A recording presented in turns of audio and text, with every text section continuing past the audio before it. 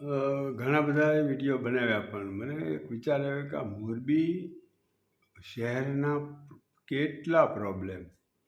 મોરબી નગરપાલિકા એટલે જાણીએ બોડી બામણીનું ખેતર. વિચાર કરો કે એ કેટેગરીની મોરબી નગરપાલિકા છે અને વર્ષોથી કોઈ ચીફ ઓફિસર ન હોય, ઇન્ચાર્જ હોય, કાં કોઈક વાંકાનેરથી આવે ને કાં હળવદથી આવે ને કાં ડેપ્યુટી કલેક્ટરની ચાર્જ આપ્યો હોય. ડેપ્યુટી કલેક્ટર કોઈ દિવસ ઓફિસે નગરપાલિકાએ આવે નહીં અને એને કાંઈ રસોઈ ન હોય. મેં અનુભવ કર્યો છે.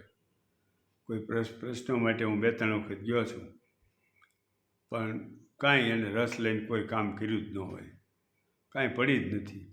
અને કેવી મોરબીની પ્રજા છે કાંઈ ખબર નથી પડતી. ગમે એવી ગંદકી, કચરો, જ્યાં હોયના કોઈ પાણીની સમસ્યા તમે જુઓ તો કોઈ કેટલી બધી સમસ્યાઓ.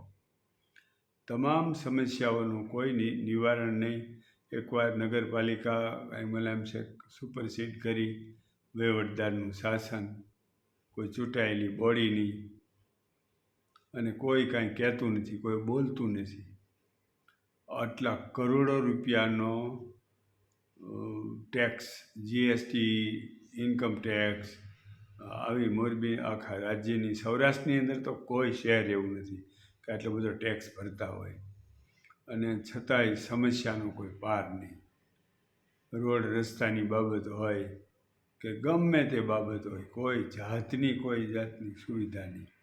કારણ કે નગરપાલિકાની અંદર કોઈ એન્જિનિયરો હોય, કોઈ જવાબદાર માણસો નહીં.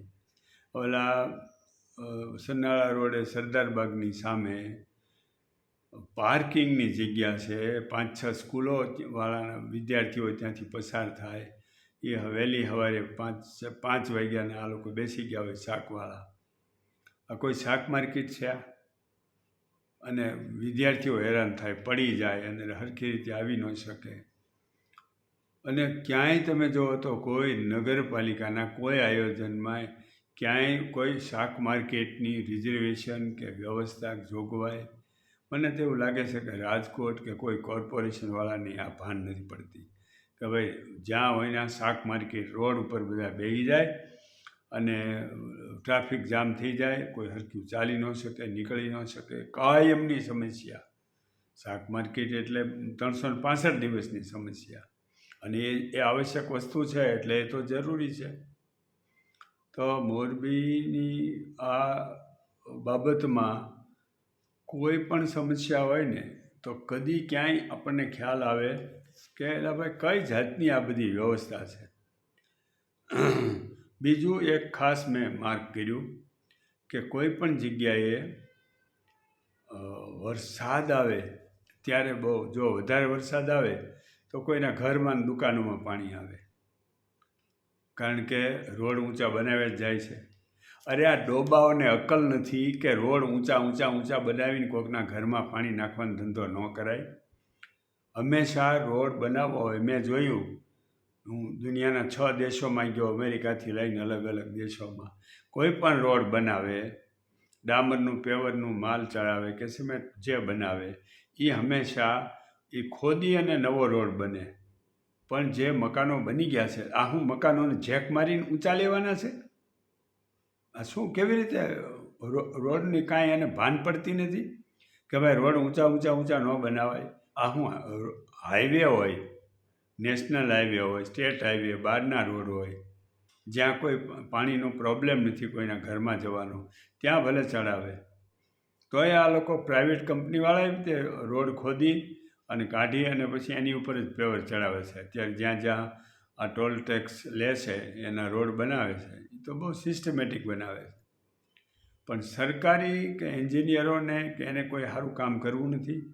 અને નગરપાલિકામાં જે કાંઈ કામ ચાલે છે એની અંદર કોઈને કાંઈ પડી નથી. જેને જે કરવું હોય એ કરે. અને કદી પણ પબ્લિક કોઈ બોલતી નથી. આ પ્રજા જ નમાલી છે ને, એનું જ આ પરિણામ છે. બાકી નહીંતર કાંઈ એ લોકો એમ રોડ ઉપર રોડ ચડાવી જ રાખે. દુકાનનું જે લેવલ છે કે ઘરનું લેવલ છે તળિયાનું, એ તો બદલી શકવાના નથી. એ કાંઈ મકાન કાંઈ જેક મારીને ઊંચો તો લઈ શકવાના નથી.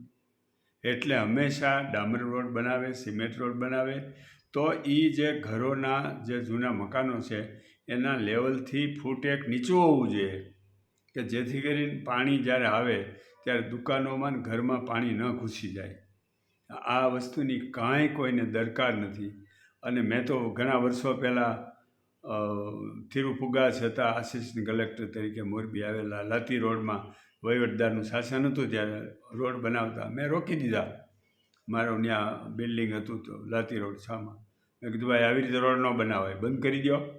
તમારા બાપનો રોડ છે તો તમે આ લોકો ઊંચું કર્યા જાઓ છો. આ બધાના રોડના સામાન્ય રીતે ઘરના પાણી રોડ ઉપર આવવા જોઈએ, એની બદલે આ રોડના આયોજન એવા કરે છે કે રોડનું પાણી ઘરમાં જાય ચોમાસાનું, વરસાદી.